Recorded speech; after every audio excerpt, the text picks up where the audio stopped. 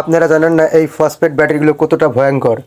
আমি চার্জে দেওয়ার পরে এখানে রেখে দিছি, দেখতে পাচ্ছেন। রেখে দেওয়ার পরে এইগুলো ব্লাস্ট করছে, মানে আগুন ধরে নাই, কিন্তু এটার ভিতর থেকে কেমিক্যাল বেরোয় গেছে। মানে দেখতে পাচ্ছেন এখানে আর কিছু ব্যাটারি টেস্টিং বা চার্জিং দেওয়া হচ্ছে। আর এটা চার্জিং দেওয়ার পরে আমি এটা রেখে দিছি এইখানে। রেখে দেওয়ার পরে এটার থেকে একটা শব্দে এটার ভিতরে এই কেমিক্যালগুলো রেডিয়েশনটা বেরোলো। এখন অনেক রেডিয়েশন হচ্ছে, অনেক বিষাক্ত গন্ধ বেরোচ্ছে। মানে এক কথায়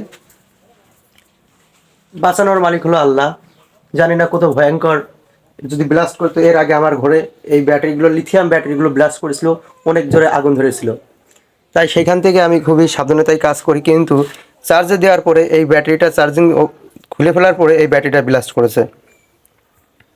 মানে কতটা ভয়ঙ্কর হতেন আগুন ধরলে পরে আপনারা বুঝতে পারছেন না। তাই এই ফসফেট ব্যাটারিগুলো খুবই সাবধানে ব্যবহার করতে হবে। দেখতে পাচ্ছেন অনেকগুলো ফসফেট ব্যাটারি আছে এখানে।